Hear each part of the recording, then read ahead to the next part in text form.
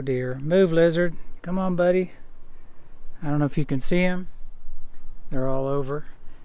You can't walk down the path with your eyes up ahead. You can't look at the flowers and stuff and walk at the same time because you'll squash a lizard.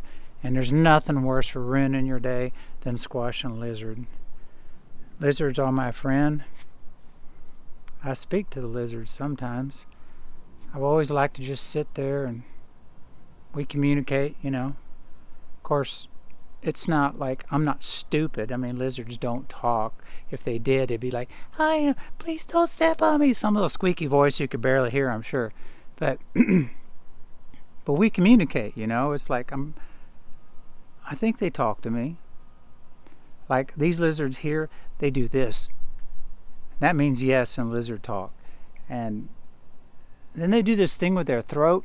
They look kind of angry. I think that means, I don't know if that means no. I think it means I'm kind of angry, leave me alone. I don't know that lizards have no in their vocabulary. Think about that. I think lizards are just go for it all the time. Just yes, yes, or leave me alone. Turtles have no.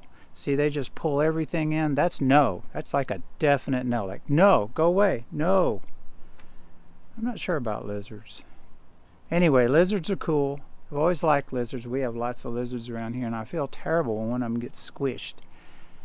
I have to back out of our driveway real slow, or else for sure you'll squish one sunning himself in the road. And when you come home, they're in the driveway. You got to come in real slow. I brake for lizards. I mean, I'll be driving down the road or our little road on our street, and I can see them out there, and it's like sometimes you can't hardly miss them. You know, you're swerving around. I mean, I don't slam on the brakes and do some kind of Vin Diesel drifting 360-degree turn and getting a wreck type stuff, but I try to miss the lizards. It's like they're my friends, and you don't want to squash your friends, do you? But anyway, I'm wondering if this sound's working out okay. I have this, they call it a dead cat on top of this little microphone. I call it a rat. It looks like a rat. It doesn't look like a cat. Look at this thing. It's huge. It's monstrous. It's big. It's gray, just like a rat. It goes right over the mic. I'm sure it's going to make noise. It's making noise as I put it on. My dead cat, the rat. So anyway, long story short, I brake for lizards. I hope you brake for lizards too. I mean, they're just little bitty guys. They're just trying to make a living, eat a few bugs, you know. I mean, it's like they're just trying to get along. You know, and here comes this giant vehicle or giant foot, and it's like, can you imagine getting squashed like that? Ooh.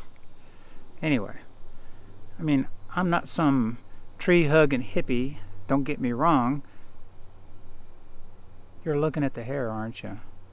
Okay, so even rednecks have long hair these days, okay? But anyway, you know, I used to hunt, and boy, I fished all my life. I don't hunt anymore, and had to give up fishing a few years ago because I started feeling sorry for the fish. Yeah, that was a bummer. I love to fish. I wish I could go back to fishing. I was thinking, you know what, they need some kind of shock treatment to like an ignorance shock treatment. Wouldn't that be good? You could get like some kind of little zap to your head, and then you become ignorant. Like ignorance is bliss. Like if I didn't feel sorry for the fish, and that thought wasn't stuck in my head, I could go fishing again. And if I had the ignorance shock to the head and became ignorant again, I'd be blissfully ignorant, and I'd be fishing all the time again. Hell, there'd be a lot of other stuff I'd do too, because I'd be blissfully ignorant after my shock to the head.